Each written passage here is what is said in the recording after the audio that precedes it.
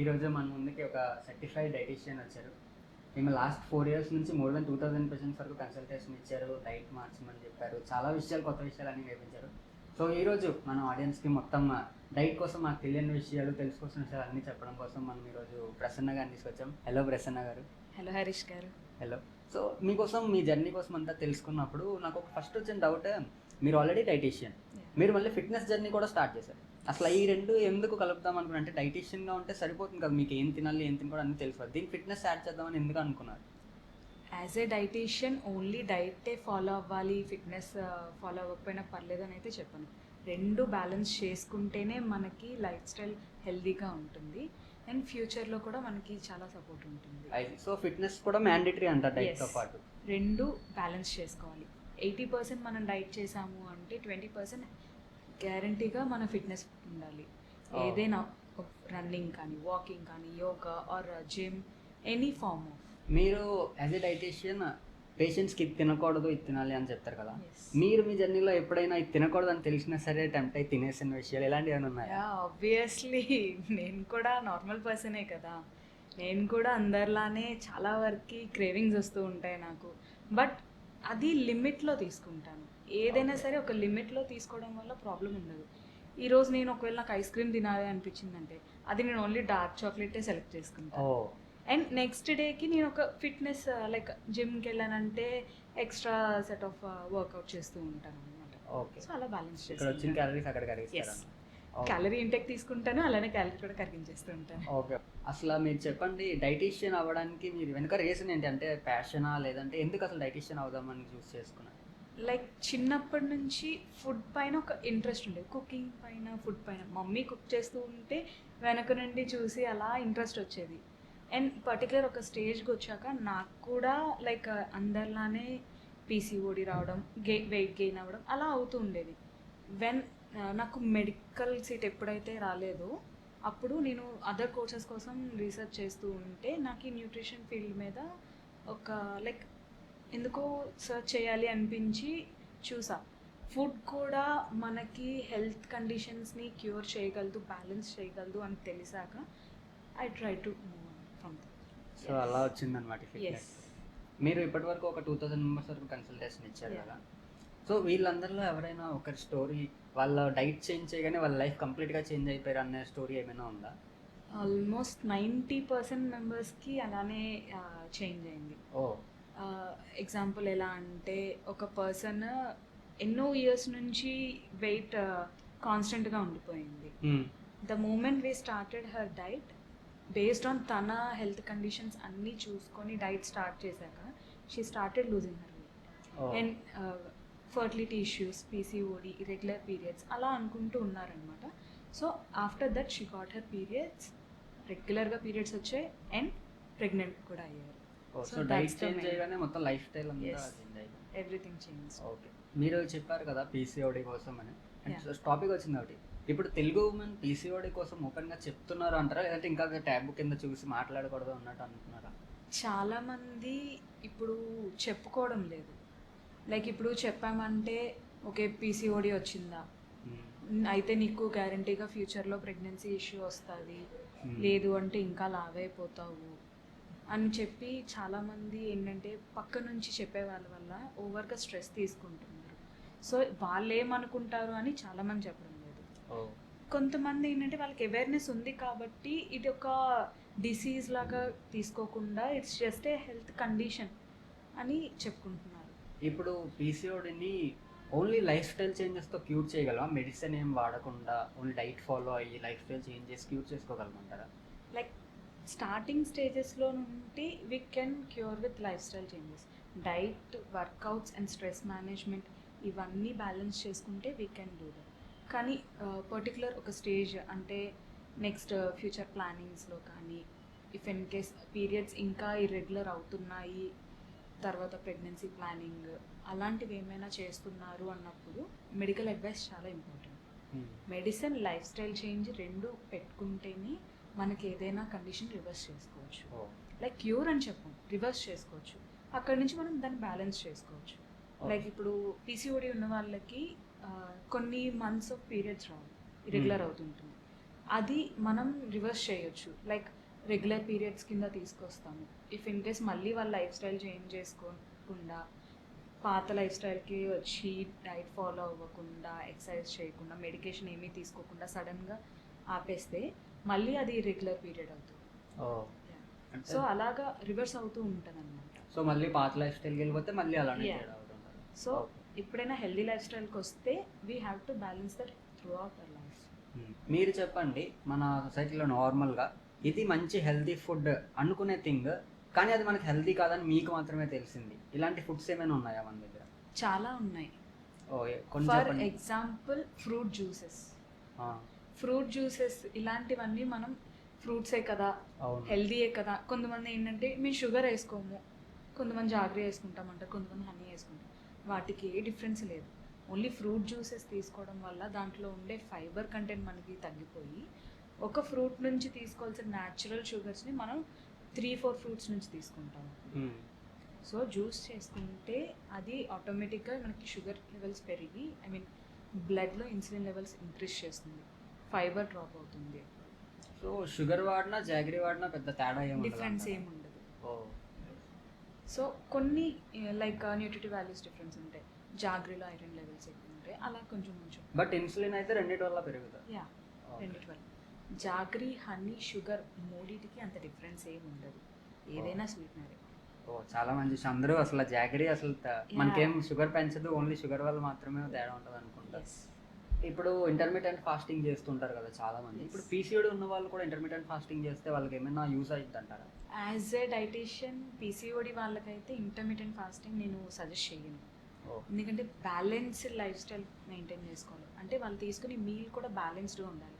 Protein, carbs, fibre and other nutrients అన్నీ బ్యాలెన్స్గా తీసుకొని on time తీసుకుంటేనే వాళ్ళకి లైక్ ఇన్సులిన్ రెసిస్టెంట్ ఉన్న వాళ్ళకి ఇన్సులిన్ ఇన్సెన్సిటివ్ చేస్తాం. సో ఇన్సులిన్ సెన్సిటివ్ అయినప్పుడు అక్కడ నుంచి వాళ్ళ హార్మోనల్ ప్రాబ్లమ్స్ కానీ ఇంకేమైనా సరే మనం బ్యాలెన్స్ చేయొచ్చు. ఓకే. అందరికీ ఇంటర్మీడియట్ ఫాస్టింగ్ సూట్ అవుతుంది అని చెప్పలేదు. కొంతమందికి సూట్ అవుతుంది, కొంతమందికి సూట్ అవ్వదు.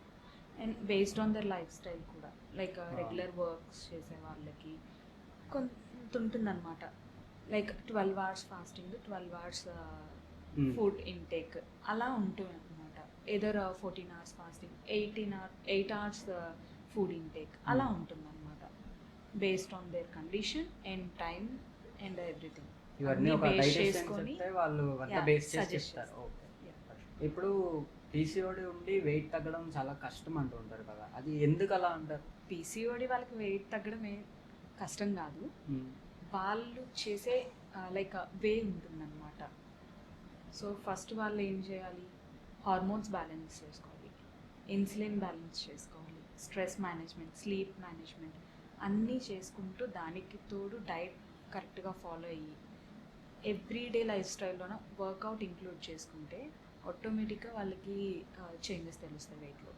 అంటే చేసే వే తప్ప, చేసే వే డిఫరెంట్ ఉంటుంది. కొంతమంది ఏం చేస్తారంటే, ఓకే లావు ఉన్నాను, నాకు పీసీఓడి ఉంది, నేను లావు తగ్గాలి అంటే ఫుడ్ ఇంటేక్ తక్కువ తీసుకోవాలి అంటారు. కానీ దానివల్ల కూడా వాళ్ళు వెయిట్ ఇంక్రీజ్ అవుతారు. ఎందుకంటే వాళ్ళకి ఇన్సులిన్ బ్యాలెన్స్ అవ్వదు అండ్ హార్మోన్ ఇంబ్యాలెన్స్ అవుతూ ఉంటుంది ఇంకా.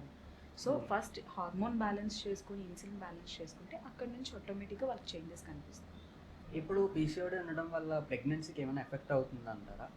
సివియర్ కేసెస్ అయితే ఎఫెక్ట్ అవుతుంది, but most of the situations effect అవ్వదు.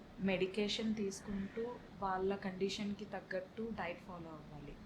ఆల్మోస్ట్ అందరికీ పీసీఓడి అయితే మెడికేషన్ నార్మల్ ఒకేలా ఉంటుంది, but when it comes to diet అది డిఫరెంట్ ఉంటుంది. పీసీఓడి స్టార్టింగ్ స్టేజ్లో ఒకలా ఇస్తాము, ఇఫ్ ఇన్ కేస్ వాళ్ళకి ఇంకా ఇన్ఫర్టిలిటీ స్టేజ్ వస్తుంది అన్నప్పుడు ఒకలా డైట్ ఉంటుంది. సో ఇన్ఫర్టిలిటీ వాళ్ళకు కూడా నెక్స్ట్ ఐవీఎఫ్కి వెళ్ళాలన్నా దేనికి వెళ్ళినా అలా ప్యాటర్న్ డైట్స్ ఉంటాయి. సో ఎర్లీగా తెలుసుకొని డైట్ మార్చుకోవడం, డైట్ చేంజ్ చేసుకోవాలి, ముందుగానే వాళ్ళ కండిషన్ రికగ్నైజ్ చేసుకోవాలి.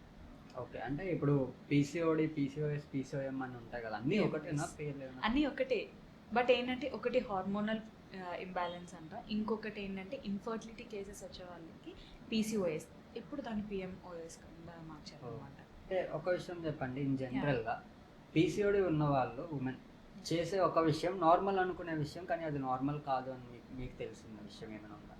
చాలామంది ఓన్లీ పీసీఓడి ఉన్న వాళ్ళకి ఎర్లీ మార్నింగ్ ఇది తీసుకోండి ఈ ఫ్లూయిడ్, లేదు అంటే ఓన్లీ సలాడ్స్తోని క్యూర్ అవుతుంది, Liquid లైక్ diet లా. లిక్విడ్ డైట్, సాలడ్ డైట్ ఇలా మెయింటైన్ చేస్తారు. ఎందుకంటే చాలామందికి తెలిసింది ఏంటంటే నీకు సెట్ అయ్యే డైట్ నాకు సెట్ అవ్వదు అని వాళ్ళు అనుకోరు. ఓకే వీళ్ళు ఫాలో అవుతున్నారు, నేను ఫాలో అవుతా, సో నాకు కూడా చేంజెస్ తెలుస్తాయేమో, నేను కూడా లైక్ క్యూర్ చేసుకోగలనేమో అనుకుంటారు. కానీ అది వాళ్ళకి సెట్ అవ్వదని వాళ్ళకి తెలియడం లేదు. ఇన్స్టాగ్రామ్లో ఎవరో చూపించి నాకు ఇది వర్క్ అయిందని చెప్తే చాలా ఇది కూడా మంది అదే చేయడం అన్నమాట. చాలా మంది ఇప్పుడు అదే ఇన్స్టా, యూట్యూబ్ వాటిలో చూసి ఫాలో అవుతున్నారు. అసలు అది ఎందుకు ఫాలో అవుతున్నారో కూడా వాళ్ళకి ఐడియా ఉండదు. అవును. ఇప్పటి వరకు పీసీఓడి కోసం మాట్లాడాం కదా, ఇప్పుడు సెకండ్ బిగ్గెస్ట్ హెల్త్ కండిషన్ కోసం మాట్లాడదాం, విచ్ ఈస్ డయాబెటీస్. ఓకే, అసలు ఈ రోజుల్లో చూస్తే most of them are pre diabetic or diabetic ఉంటున్నారు యూత్ కూడా. ఎస్, అసలు డయాబెటీస్ మనకి ఈ రైస్ కల్చర్ నుంచే వస్తుందని మీరు అంటారా? నో, మెయిన్ రీజన్ ఏమై ఉంటుంది అంటారా? రైస్ని ఎప్పుడు బ్లేమ్ చేయకూడదు, ఎందుకంటే అది మన స్టేపుల్ ఫుడ్. ఓ. కానీ బ్లేమ్ చేయాల్సిందంతా ఎంత క్వాంటిటీ తీసుకుంటున్నాం అనేది. ఈ ఫుడ్ ఎప్పుడైనా సరే క్వాంటిటీ మనం కరెక్ట్ పోర్షన్లో తీసుకుంటే అది మెడిసిన్ అవుతుంది. If in case quantity increase చేసుకుంటే దానివల్ల మనకి ఇలా ఇన్సులిన్ రెసిస్టెంట్ Health అవ్వడము conditions. అలా అవుతూ ఉంటాయి అన్నమాట. సో రైస్ని తక్కువ క్వాంటిటీలో తీసుకుంటే ప్రాబ్లం ఉండదు. అది డయాబెటిక్ పేషెంట్ అవనండి, ఏ పేషెంట్ అయినా సరే రైస్ తీసుకోవడంలో ప్రాబ్లం ఉండదు. దాని క్వాంటిటీ ఇంక్రీజ్ చేసుకుని అదర్ టైప్ ఆఫ్ ఫుడ్ వేరియంట్స్ని తక్కువ తీసుకోవడం వల్ల మనకి ఇన్సులిన్ రెసిస్టెంట్ అవుతుంది. ఇప్పుడు డయాబెటీస్ అంటే అందరికీ తెలుసు, కానీ అందరికీ తెలియని విషయం అంటే డయాబెటీస్లో టైప్స్ ఉంటాయి అని ఇవన్నీ తెలియదు. అసలు మీరు చెప్పండి ఒకసారి, డయాబెటీస్లో ఎన్ని టైప్స్ ఉంటాయి, అవి ఎలా వస్తాయి, ఎందుకు వస్తాయి ఇక్కడ? 3 types ఆఫ్ ఉంటాయి. Type 1, type 2 and gestational diabetes. Type 1 ఏంటంటే బై బర్త్ వాళ్ళకి, బై బర్త్ కానీ కొంతమందికి అడాల్సెంట్ స్టేజ్ వచ్చినప్పుడు ఆ టైంలో వాళ్ళకి ఇన్సులిన్ ప్రొడ్యూస్ అవ్వదు. వాళ్ళకి ఇన్సులిన్ కంపల్సరీగా ఇంజెక్షన్స్ ఇస్తారనమాట. సో టైప్ 2 డయాబెటీస్ ఏంటంటే అది లైఫ్ స్టైల్ వల్ల కానీ ఆర్ఎల్స్ ఇంకేమైనా హెరిడిటీ ప్రాబ్లమ్, జెనెటికల్ అలా వస్తూ ఉంటుంది అనమాట. దాంట్లో ఏంటంటే ఇన్సులిన్ ప్రొడ్యూస్ అయినా సరే యూసేజ్ ప్రాపర్ ఉండదు అనమాట. సో దానికి medication, lifestyle and exercises compulsory ఉండాలి. And gestational diabetes only pregnant లేడీస్కి వస్తూ ఉంటుంది. అది డెలివరీ తర్వాత వాళ్ళకి మళ్ళీ నార్మల్ అవుతూ ఉంటుంది. So delivery like pregnant ladies కూడా వాళ్ళు ఈ ట్రైమెస్టర్స్ టైంలోన ఎంత జాగ్రత్తగా ఫుడ్ ఇంటేక్ తీసుకుంటే అది జెస్టేషనల్ డయాబెటీస్ రాకుండా వాళ్ళు అంత బ్యాలెన్స్ చేసుకోవచ్చు. ఇప్పుడు డయాబెటీస్ వచ్చాక పేషెంట్స్ చేసే ఒక జనరల్ మిస్టేక్ చెప్పండి. రైస్ కంప్లీట్గా మానేయడం, ఓన్లీ సలాడ్స్, ఈ డిటాక్స్ ఫ్లూయిడ్స్ వాటి మీద డిపెండ్ అవ్వడం, ఆర్ఎల్స్ ఓన్లీ డైట్ ఫాలో అవ్వకుండా మెడికేషన్ ఒకటి తీసుకుంటే మాకు సరిపోతుంది, ఇంకా మాకు అవసరం లేదు అనుకుంటున్నారు. కానీ మెడికేషన్తో పాటు వాళ్ళు ప్రాపర్ డైట్ తీసుకొని ఎవ్రీడే వాక్ చేసినా చాలు. లైక్ 3 మెయిన్ మీల్స్ తీసుకుంటాం, ఆ 3 మెయిన్ మీల్స్ తర్వాత ఒక 10 to 15 minutes వాక్ చేసినా సరిపోతుంది. అండ్ ఆర్ఎల్స్ డైలీ యాక్టివిటీ ఏదో ఒకటి చేయడం, అలా బ్యాలెన్స్ చేసుకుంటే సరిపోతుంది. అంటే ఇప్పుడు జనరల్గా మనం చిన్నప్పటి నుంచి మనకు అలవాటు రైస్ చాలా ఎక్కువగా తీసుకుంటాం నార్మల్ ఇంటేక్ కన్నా. బట్ ఒకసారి మనం ఏదైనా క్యాలరీ ఇంటేక్ కానీ ఏమైనా చూసి ఒక 100 grams తినాలి, 150 grams తినాలని చూస్తే అప్పుడు మనకు అర్థమవుతుంది ఇన్ని ఇయర్స్ ఇంత ఎక్కువ తింటున్నామా అని. అంటే ఇది కామన్ అయిపోయింది అంటారా ఇండియన్ హౌస్ హోల్డ్స్లో? లైక్ మనం పుట్టక ముందు నుంచి అది కామనే. కాకపోతే ఒకప్పుడు ఏంటంటే ఈ లైక్ మన గ్రాండ్ పేరెంట్స్ వాళ్ళంతా ఓన్లీ రైస్ తిన్నా సరే దాంతోపాటు వాళ్ళు మిల్లెట్స్ కానీ వెజిటేబుల్స్ కానీ అన్నీ ప్రాపర్ క్వాంటిటీలో తీసుకుంటారు. అండ్ వాళ్ళకి అప్పుడు వర్క్ ఎక్కువ ఉండేది. ఇప్పుడు ఫార్మింగ్ ఫీల్డ్లో ఉన్న వాళ్ళకి ఏంటంటే పొలంకి వెళ్ళి వాళ్ళు ఎక్కువ వర్క్ చేస్తూ ఉంటారు కాబట్టి వాళ్ళకి అక్కడ ఇన్సులిన్ బ్యాలెన్స్ అవుతుంది. కానీ మనకేంటి ప్రెజెంట్ లైఫ్ స్టైల్ అయితే కూర్చున్న ప్లేస్లోనే ఉండిపోతాం. సో మనం ఎక్కువ క్వాంటిటీ తీసుకోవడం వల్ల ఇక్కడ లైక్ ఫిజికల్ మూమెంట్ లేకపోవడంతో మనకి అది బ్లడ్లో రష్ ఉంటుంది. సో తినే ఫుడ్ కొంచెం మంచిది కాకపోయినా సరే యాక్టివిటీ బాగుంటే మేనేజ్ అవుతుంది. ఎస్, బ్యాలెన్స్ చేయొచ్చు. ఓకే, అలా అని లైక్ ఫుడ్ కూడా హెల్దీ తీసుకోకుండా ఉండకూడదు. లైక్ చాలామంది ఫ్రైడ్ ఆయిలీ ఫుడ్స్ లేదంటే బయట ఫుడ్స్ ఎక్కువ తీసుకుంటూ ఉంటారు. So they are not good. బయట ఫుడ్ తీసుకున్నా సరే యాక్టివిటీ అండ్ నెక్స్ట్ డేకి బ్యాలెన్స్ చేసుకునేలా ఉండాలి ఎప్పుడైనా. ఓకే, ఇప్పుడు డయాబెటీస్లో 3 టైప్స్ చెప్పారు కదా. టైప్ 1 మనం ఎలానో మన చేతిలో ఉంటుంది అది స్టార్టింగ్ నుంచి. సో టైప్ 2 మనం మళ్ళీ రివర్స్ చేసుకోగలమంటారా వచ్చిన తర్వాత? ఎస్, రివర్స్ చేసుకోవచ్చు. అది కూడా ఈ డైట్ చేంజెస్ అవి మారిస్తే సరిపోతుంది. డైట్ చేంజెస్ చేసుకొని ఇందాకలానే ఫిజికల్ యాక్టివిటీ అది మస్ట్ అండ్ షుడ్. ప్రతి ఒక్క పర్సన్కి physical activity and diet balancing important. కానీ డయాబెటిక్ పేషెంట్స్ వచ్చేసరికి వాళ్ళు లో గ్లైసమిక్ ఇండెక్స్ ఫుడ్ తీసుకోవాలి, ప్రోటీన్ రిచ్ తీసుకోవాలి, సో ఫైబర్ క్వాంటిటీ ఇంక్రీజ్ చేసుకోవాలి. ఇలా ఇంక్రీజ్ చేసుకొని దాంతోపాటు బ్యాలెన్స్డ్గా వర్కౌట్స్ చేసుకోవడం కానీ, వాకింగ్ చేయడం కానీ అలాంటివి ఏమైనా చేసాము అంటే ఆటోమేటిక్గా వాళ్ళకి వెయిట్ చేంజెస్ వస్తాయి.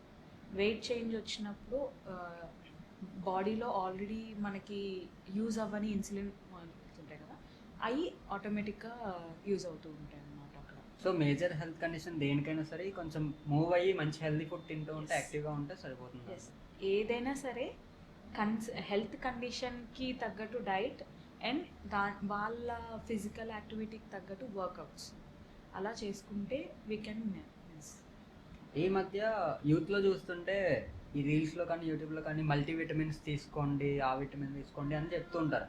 సో ఇవి ఎంతవరకు తీసుకోవడం ఓన్లీ ట్యాబ్లెట్ రూపంలో కరెక్ట్ అంటారు? ఇఫ్ ఇన్ కేస్ వాళ్ళ డెఫిషియన్సీ లెవెల్ ఎక్కువ ఉంది అంటే సప్లిమెంట్తో పాటు అడిషనల్గా ఫుడ్ సప్లిమెంట్స్ తీసుకోవాలి. అలా అయితే బ్యాలెన్స్ చేయొచ్చు. ఒకవేళ వాళ్ళది ఓకే నార్మల్ రేంజ్లో ఉంది అంటే ఓన్లీ ఫుడ్ సప్లిమెంట్స్లో తీసుకుంటే సరిపోతుంది. ఇలా వైటమిన్ డి డెఫిషియన్సీ చాలా మందికి ఉంది, B12 డెఫిషియన్సీస్ ఉన్నాయి. ఫుడ్ ఇంటేక్ ప్రాపర్ తీసుకొని లైక్ ఓన్లీ ఇప్పుడు B12 డెఫిషియన్సీ అనుకోండి, దానికి తగ్గట్టు ఫుడ్ అండ్ దానికి తగ్గట్టు కొంచెం గట్ క్లెన్జింగ్ అన్నీ చేసుకుంటే ఆటోమేటిక్గా అబ్జార్ప్షన్ రేట్ ఇంక్రీజ్ అవుతూ ఉంటుంది. So instead of multivitamin supplements ఒక బ్లడ్ టెస్ట్ చేయించి ఒక డైటీషియన్ కన్సల్ట్ అయితే బెటర్ అంటారు. యా, చాలా బెటర్. కమింగ్ టు వెయిట్ లాస్కి డైట్ ఇంపార్టెంట్ అంటారా, ఎక్సర్సైజ్ అవి చేయడం ఇంపార్టెంట్ అంటారా? అదే ఇందాక మీరు 80-20 చెప్పారు కదా, 80-20 రూల్ నిజంగా కరెక్ట్ అంటారా? ఎస్, చాలా కరెక్ట్. 80% మీరు డైట్ ఫాలో అయినా సరే దానితో పాటు మీరు వర్కౌట్ చేయకపోతే తీసుకున్న ఫుడ్కి మీకు బ్యాలెన్స్ అవుతుంది. ఇప్పుడు లైక్ దానికి అన్యాయం చేసినట్టు ఉంటుంది అనమాట.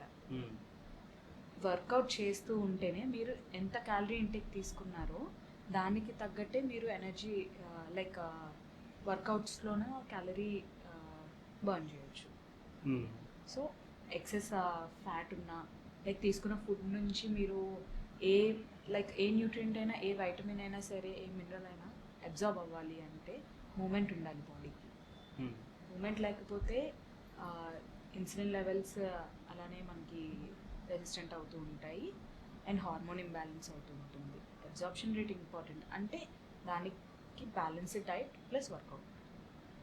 సో అది లేకపోతే మనం వెయిట్ లాస్ కూడా చాలా డిలేడ్ ప్రాసెస్ అన్నమాట. సో వర్కౌట్ లేకపోతే ఆల్మోస్ట్ డిలే అవుతూ ఉంటుంది. మీకు 3 monthsలో కనిపించే రిజల్ట్ 1 year అవ్వచ్చు, అలా ఉంటుంది అన్నమాట ప్రాసెస్. ఇప్పుడు మనం కోక్ జీరో షుగర్ డ్రింక్స్ ఇలా అన్నీ ఉంటాయి కదా, సో ఇవి తీసుకోవడం ఎంతవరకు హెల్దీ అంటారు? సో ఆ లేబుల్స్ మీద చూస్తే మనం అసలు అన్ని 0 అని రాసి ఉంటాయి, కానీ అసలు మీరు చెప్పండి అది ఎలా మనం చూడాలి, దాన్ని ఎలా రిసీవ్ చేసుకోవాలంట? జీరో షుగర్ డ్రింక్స్ పర్వాలేదు, నాట్ ఏ ప్రాబ్లం. కానీ రెగ్యులర్గా తీసుకోవడమే మనకి తర్వాత అదర్ హెల్త్ కండిషన్కి లైక్ లీడ్ చేస్తుందన్నమాట. ఒకసారి ఫుడ్ లేబుల్ చెక్ చేస్తే మనకి లెవెల్స్ ఎట్లున్నాయంటే హై నుంచి లోకి చూపిస్తారు. ఫస్ట్ ఎనర్జీ, క్యాలరీస్ కూడా ఎంత క్వాంటిటీకి వాడు మెయింటైన్ చేస్తున్నాడు అనేది చెక్ చేయాలి. Carbs and added sugars check చేసుకోవాలి. ఒకవేళ 0 ఉన్నా సరే మన ఇంగ్రీడియంట్స్లో చెక్ చేసుకుంటే అదర్ స్వీట్నర్స్ ఉంటాయి, ఆర్టిఫిషియల్ స్వీట్నర్స్ ఉంటాయి. సో అవి చెక్ చేసుకొని దాన్ని బట్టి తీసుకోవడం బెటర్. అండ్ రెగ్యులర్గా తీసుకోవాలి అని చెప్పను, లైక్ ఎప్పుడో ఒకసారి ఇంటేక్ అయినా సరే నాట్ ఎ ప్రాబ్లం. సో ఇప్పుడు ఒక ఫుడ్ ఐటమ్ కోసం చెప్పండి, అంటే అది మనం ఇంట్లో అందరూ ఏమనుకుంటారంటే ఇది చాలా మంచి ఫుడ్ మనకి అనుకుంటారు, కానీ మీకు తెలిసి అది మంచిది కాదు, దాన్ని అవాయిడ్ చేస్తే బెటర్ అని. అలాంటి ఫుడ్ ఐటమ్స్ ఏమైనా ఉన్నాయా? చాలా ఉన్నాయి. లైక్ ఇందాక ఫ్రూట్ జ్యూసెస్ చెప్పాను, అది ఒకటి.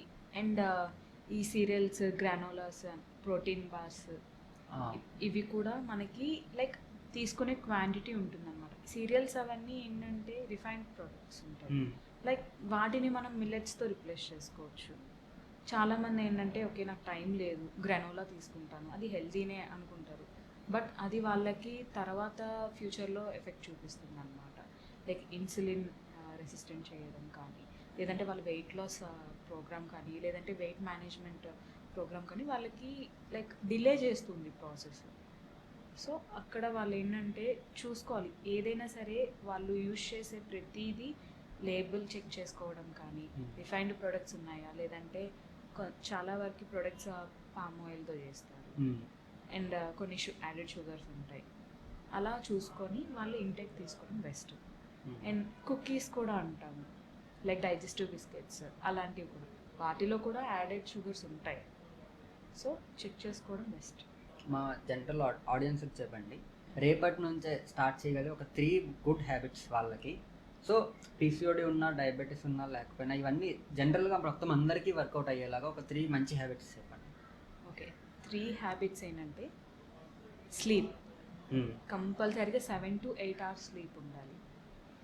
కాకపోతే ప్రజెంట్ వర్కింగ్ కండిషన్స్ ఏంటంటే వాళ్ళకి నైట్ షిఫ్ట్స్, డే షిఫ్ట్స్ ఉంటున్నాయి కాబట్టి యూజువల్లీ ఒక పర్సన్ బాడీలో మెటబాలిజం కరెక్ట్గా అవ్వాలి అంటే నైట్ 10 to మార్నింగ్ 4 to 5 ఇది బెస్ట్ స్లీపింగ్ టైమింగ్ అనమాట. సో 7 to 8 hours ఏదైనా ఈ టైమింగ్స్లో చూసుకోవడం చాలా బెస్ట్. ఇంకొకటి 3 మెయిన్ మీల్స్, దానితో స్నాకింగ్ ఒక 2 స్నాక్స్, లైక్ ఏదైనా healthy fats or fruit intake అలాంటివి తీసుకోవడం. 3 మెయిన్ మీల్స్లో కూడా 50% or 40% carbs, protein rich, fibre, ఇలా అన్నీ బ్యాలెన్స్ చేసుకునేలా తీసుకోవడం best. Third option fluid intake కరెక్ట్గా ఉండాలి అండ్ స్ట్రెస్ మేనేజ్మెంట్, ఇవి. సో రేపటి నుంచి అది స్టార్ట్ చేసాము అంటే ఆబ్వియస్లీ వాళ్ళకి ఆఫ్టర్ 41 days ఆర్ 3 monthsకి వాళ్ళకి చాలా చేంజెస్ చూస్తారు. ఇప్పుడు మీకోసం కొన్ని విషయాలు అంటే మీరు చేసిన దాంట్లో లెట్స్ మీ జర్నీలో ఎప్పుడైనా సరే అరే ఈ విషయం చేయొద్దని నేను అందరికీ చెప్తున్నా కానీ నేను ఇదే చేస్తున్నాను అని అనుకున్న విషయం ఏదైనా ఉందా? యా, అందరికీ డైట్ ఫాలో అవ్వండి, వర్కౌట్స్ చేయండి, టైం టు టైం స్లీప్ ఉండాలి అని ఇవన్నీ నేను చెప్తాను. కానీ వర్క్లో పడితే నేను ఫాలో అవ్వలేను అది. సో ఇప్పుడు ఒక డైట్ చార్ట్ ప్రిపేర్ చేయాలంటే మాకు కొన్ని అవర్స్ పడుతుంది.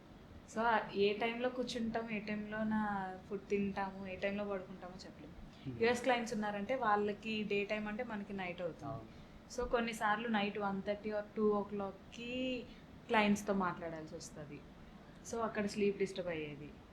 సో అక్కడ నుంచి నేను నా హెల్త్ కూడా కొంచెం చేంజ్ అవుతుంది, ఇమ్యూనిటీ డ్రాప్ అవుతుంది, బాడీ ఇన్ఫ్లమేషన్ పెరుగుతుంది అని తెలియగానే నేను ఫస్ట్ చేసింది ఏంటంటే జిమ్ స్టార్ట్ చేశాను. అక్కడి నుంచి కొంచెం ఈ ట్రెక్కింగ్స్, కొత్త కొత్త ప్లేసెస్ ఎక్స్ప్లోర్ చేయడం అలాంటివి స్టార్ట్ చేశాను. స్ట్రెస్ మేనేజ్ చేసుకున్నాను ఫస్ట్. తర్వాత అక్కడి నుంచి డైట్ కూడా బ్యాలెన్స్ చేసుకుని నా టైమింగ్స్ నేను అరేంజ్ చేసుకున్నాను. సో పర్ఫెక్ట్ స్లీప్ టైమింగ్ పెట్టుకున్నాను. ఈ టైమింగ్స్లో నేను ఇంకా ఏ క్లయింట్ కాల్ వచ్చినా, ఏ టెక్స్ట్ వచ్చినా సరే నేను తీయను. నా వర్క్ టైమింగ్స్ నేను అలానే ఫాలో అవుతాను, అలా పెట్టుకున్నాను. ఒక థింగ్, డైటీషియన్గా ఈ విషయం అందరికీ తెలిస్తే బాగుండు అనుకునే విషయం ఏదైనా చెప్పండి. కార్బ్ ఇంటేక్ తక్కువ చేయాలి ఎప్పుడైనా సరే. కార్బ్స్ ఇంటేక్ తక్కువ చేసుకొని ప్రోటీన్ ఇంటేక్ ప్రాపర్గా పెట్టుకుంటే లైక్ ఫ్యూచర్లో వాళ్ళకి ఫ్యాట్ ఇంక్రీజ్ అవ్వదు, బాడీలో ఫ్యాట్ స్టోరేజ్ తగ్గుతూ ఉంటుంది. సో హెల్దీ ఫుడ్స్ అంటే సీజనల్ ఫ్రూట్స్ కూడా కొంచెం తగ్గించుకోవాలి. ఇప్పుడు మ్యాంగోస్, మన సమ్మర్ అంతా మ్యాంగోస్ తిన్నారు చాలామంది. క్లినిక్కి వెళ్తే మేడం నాకు ఎందుకు వచ్చింది షుగర్ లెవెల్స్ మళ్ళీ పెరిగిపోయాయి, ఎందుకు అర్థం కావట్లేదు అన్నారు. సో మ్యాంగోస్ వల్ల వాళ్ళకి ఇన్సులిన్ ఇంకో ఉందని వాళ్ళకి తెలియడం లేదు. అయితే యాడెడ్ షుగర్ ఎంత ప్రాబ్లం చేస్తుందో మనకి ఫ్రూట్స్లో ఉండే షుగర్స్ కూడా అంతే ఉంటుంది. ఫ్రూట్స్లో ఉండే షుగర్ మెయిన్ విలన్స్ అన్నమాట. మనకి తెలియకుండానే అవి ఇంక్రీజ్ చేస్తూ ఉంటాయి. సో ఫ్రూట్సే కదా, హెల్దీయే కదా, నేను తింటా, ఎన్నైనా తింటా అనుకుంటారు, బట్ దాంట్లో కూడా ఒక క్వాంటిటీ ఉంటుంది. సో మ్యాంగోస్ తినడం వల్ల ప్రాబ్లం ఉండదు, కానీ వాళ్ళు తీసుకునే క్వాంటిటీ మెయిన్ ప్రాబ్లం. సీజన్లో ఒకసారే దొరుకుద్ది మనకి, 3 months కదా అని చెప్పేసి తింటా ఉంటారు, కానీ సీజన్ అయిపోయాక వాళ్ళకి తెలుస్తుంది ఆ ఎఫెక్ట్. సో ఏదైనా ఒక ఫ్రూట్ క్వాంటిటీ అంటే పర్ డేకి 1 portion ఆఫ్ ఫ్రూట్స్ ఉండాలి, అలా అన్నమాట. ప్రతి వీడియో ఈ క్వశ్చన్తో ఎండ్ చేస్తాం మేము. సో మా టాపిక్ అది చూస్తున్న వాళ్ళందరికీ ఒక విషయమే చెప్పాలి మీరు డైట్ కోసం అంటే ఏ విషయం చెప్తారు? Eat balanced, junk food reduce చేసుకొని బ్యాలెన్స్డ్ మీల్ తీసుకోండి and everything will be set. ఒక బ్యాలెన్స్డ్ మీల్ అంటే ఎలా ఉంటుంది? ఒక ఎగ్జాంపుల్ లైక్ ఒక ప్లేటింగ్ తీసుకుందాము, లైక్ ఒక మీల్ తీసుకుంటే మనం ఏం చేస్తాము, అందులో హాఫ్ ఆఫ్ ది ప్లేట్ రైసే ఇంక్లూడ్ చేసుకుంటాం. కానీ అలా కాకుండా 1/4 of the part rice and ఏదైనా మిల్క్ ప్రోడక్ట్ లైక్ కర్డ్ కానీ సలాడ్ అలా పెట్టుకోవడం, దానితో దాల్, green leaves and any vegetable form of curry and non veg తినే వాళ్ళకి నాన్ వెజ్ సోర్సెస్ అలా పెట్టుకున్నాం. బ్యాలెన్స్డ్ మీల్ అంటే అలా ఉండాలి ఎప్పుడైనా సరే. సో మనం ఏం చేస్తామంటే ఓకే ఈరోజు ఒక పప్పు ఉంది కదా, కర్రీ ఎందుకు మళ్ళీ అనుకుంటారు, లేదంటే కర్రీ ఉంటే రసం ఉంది కదా చాలే అనుకుంటారు. కానీ అలా కాదు, ఎవ్రీథింగ్ మన ప్లేట్లో ఇంక్లూడ్ అయితేనే అది బ్యాలెన్స్డ్ మీల్ అవుతుంటుంది. Okay, thank you.